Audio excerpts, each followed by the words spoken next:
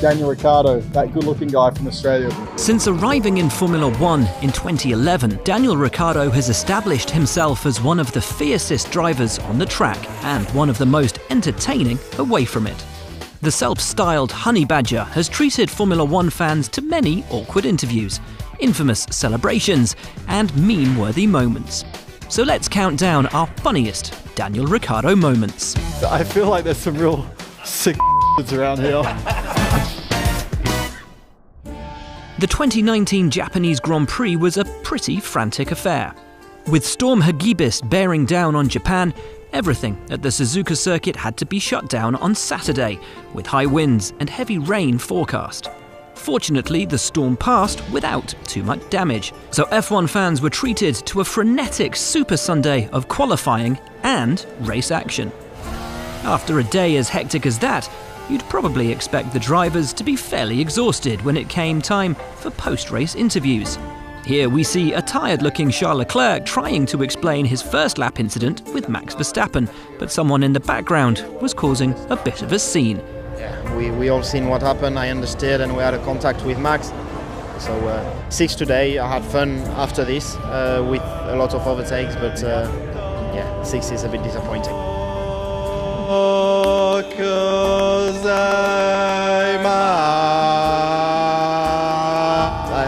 I am so confused. Do you want to go join him? No, I'm fine. I'm not a very good singer. We know Japan is famous for its karaoke culture, but we're not sure we'd want to be sharing a microphone with Daniel anytime soon. Press conferences at Silverstone naturally draw questions about British greats of yesteryear. And here we have Lewis Hamilton musing on Nigel Mansell's facial hair, with some help from Lando Norris. But Daniel, well, he seems more interested in finding out about a different kind of bodily hair. Maybe it's the moustache. The moustache? What, the fact that I can't really grow much? Well, I can't do much better either, but Mansell's one was right. Mans had a good moustache. It might be that I'm not able to grow. This is like as far as it goes. So, and he had good eyebrows as well. So, maybe one weekend I'll try sticking them on and see if it makes a difference. Lando bravely tries to contain his laughter, but it all gets a little too much. Phil Duncan, PA. Just a question for Lewis. The two chaps to the left of you have got I think a combined age of 40, if my maths are right. I was just wondering if you have. What about that? Is it? I was just wondering It's not that. No, okay. I think the maths are right. What's funny? What's going on here? He's crying! Press conference sabotaged. I heard you. So, I didn't think it was that funny. Hockenheim 2016, and a second-place finish for Ricciardo in the last race before the summer break. Perhaps it was the excitement of the upcoming vacation, or maybe it was the podium shoey. But the Australian was certainly in high spirits entering the press conference. Step forward Graham Kilo with the question. Was it something you spoke about before the race, the possibility of switching positions if strategy called for it, or was it a bit of a surprise?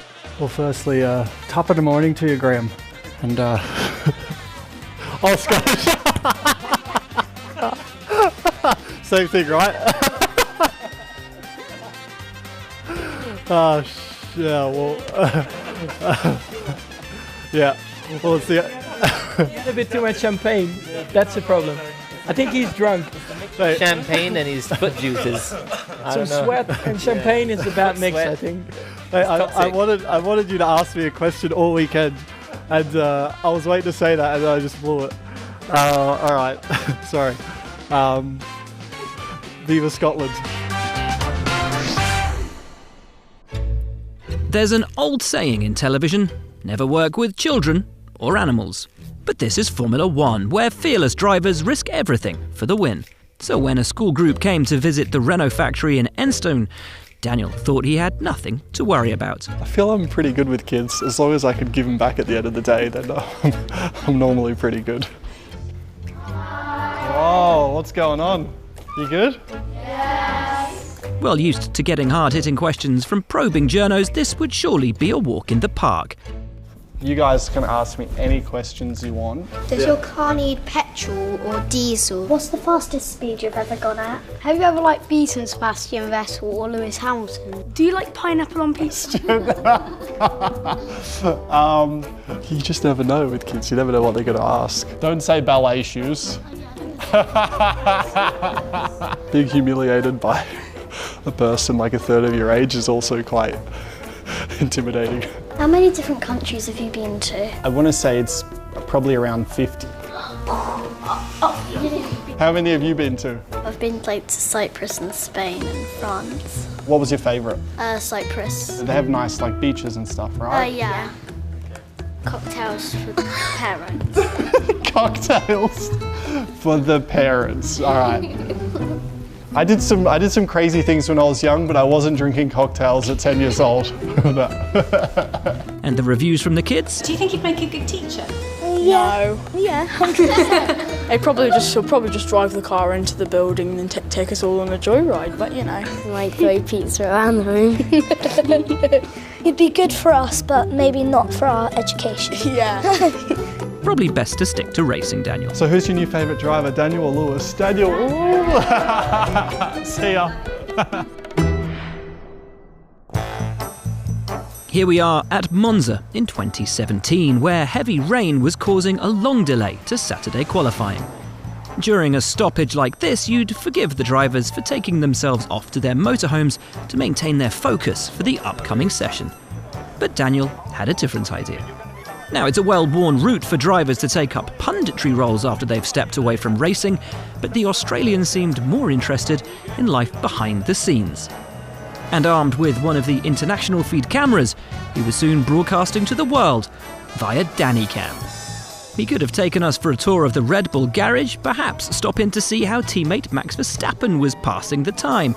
Instead, he made a beeline straight to the Mercedes garage and the car of title challenger Lewis Hamilton.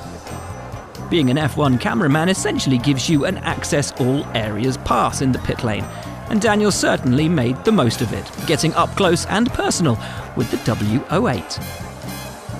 And who knows, if he can learn to hold the camera steady, maybe there's a future in it for him. One of our favourite things about team radio is that it lets F1 fans hear the unfiltered emotions of the drivers in the heat of racing action. Oh my god, did you see the move?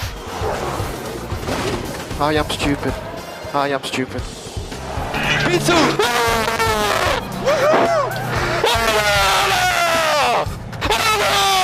Good job, Pierre! But for Daniel, it's also an opportunity to use the power of the airwaves to display the many sides of his character. For example, the feminist icon. Go on! Get it, girl! Get it! Woo! The cultured foodie. Pizza, pizza, pizza! The maths genius. 50% done. Let's finish this tomorrow. But more often than not, just plain old Danny Ray. Yeah, boys!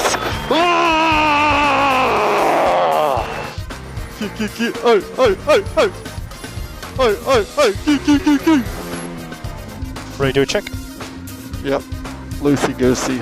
15 seconds to the green light. Okay. You sound husky and beautiful.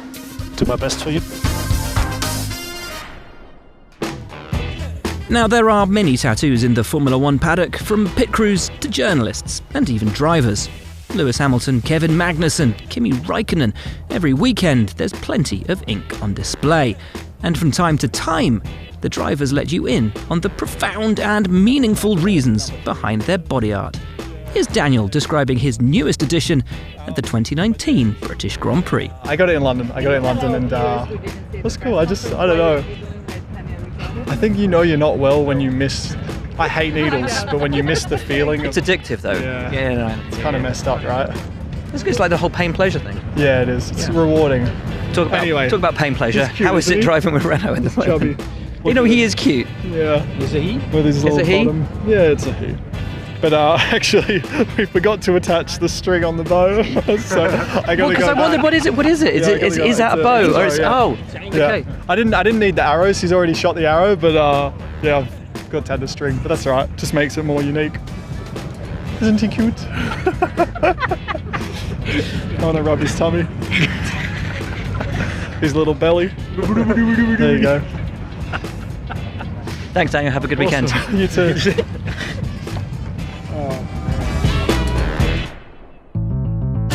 We've always imagined Daniel would be the ideal driver to have as a teammate.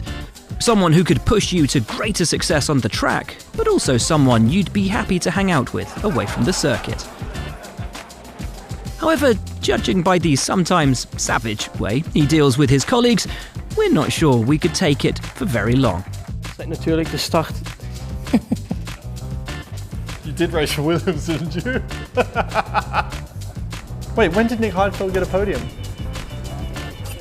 Wait, when? Oh. No, I thought Again, he was... What did you think he was? I thought he was like... Didn't he have the stat for like... You just thought he was another German without a podium. That's what you thought, right? Start was redelijk oké. Kon een... You guys are all boring me. Including you, Nico. Cheers. In fact, not even former teammates are safe from the Australians' trademark banter. Thanks. Get some hair on your face. Still struggling. Toto Wolff went to a birthday party to celebrate the 30th of Sebastian Vettel. But would you be surprised for your boss to go to a birthday party of a rival you've just had an accident with before the hearing? Free. Blimey, that's a complicated question. Would you? Free alcohol. Doesn't matter how much money you make, you don't turn that down. And Daniel, were you washing your hair that evening, or did you go as well? Or? I was hoping you forgot about me already, but I don't have an answer for you. I cannot even imagine this situation. So. There was an invite for the torpedo. I saw it. But torpedo. That's what Seb called him. Final last year. You asking what happened at the start. If I don't go to the left, you crash into us and we all three go out. Well, I was... No, well. You came like a torpedo. Well, it's racing. I'm racing, but... You have a good memory, do you? Neighbours, Crocodile Dundee, shrimp on the barbie. You know Crocodile Dundee when you say that's not a knife. That's a knife. The list of Australia's cultural exports is a long one, and in 2016 we were introduced to another phenomenon from the land down under, the shoey. After a second-place finish at the German Grand Prix, Daniel Ricciardo proceeded to remove his race boot, fill it with his podium champagne, and drink down the lot, as Lewis Hamilton, Max Verstappen, and the world looked on stunned. You're a good man. And with that, a legend was born. It was after seeing fellow Aussie Jack Miller mark a race victory in MotoGP with the celebration that Ricciardo decided to bring it to Formula One. Since you realise this is going to scar me for life. You've got to be kidding me. I hate you. Okay. But as race rivals, former drivers and Hollywood superstars lined up to sip from his unusual drinking vessel, Daniel started to question his new podium ritual.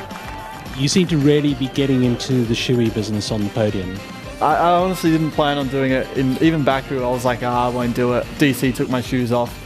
And then Austria, Martin was like frothing for it. So Thank you very much.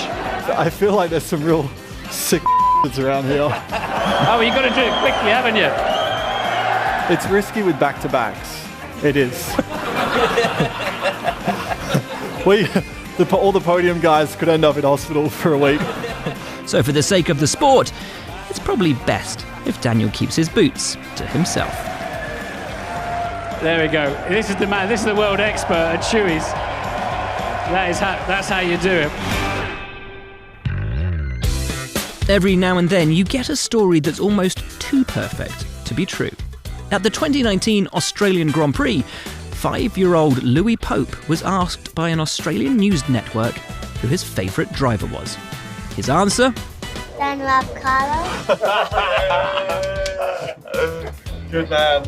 The internet exploded with Ricciardo avocado smash-ups as Australia's favourite driver and brunch were brought together for the first time.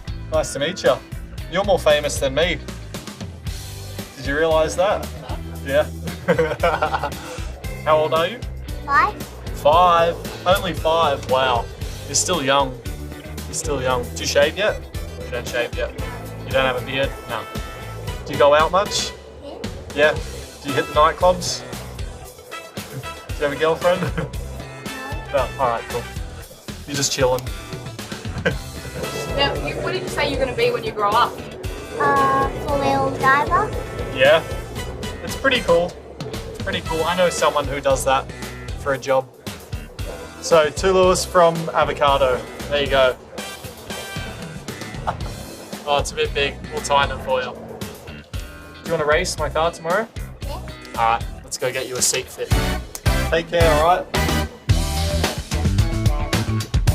So there you have it, our top 10 funniest Daniel Ricciardo moments.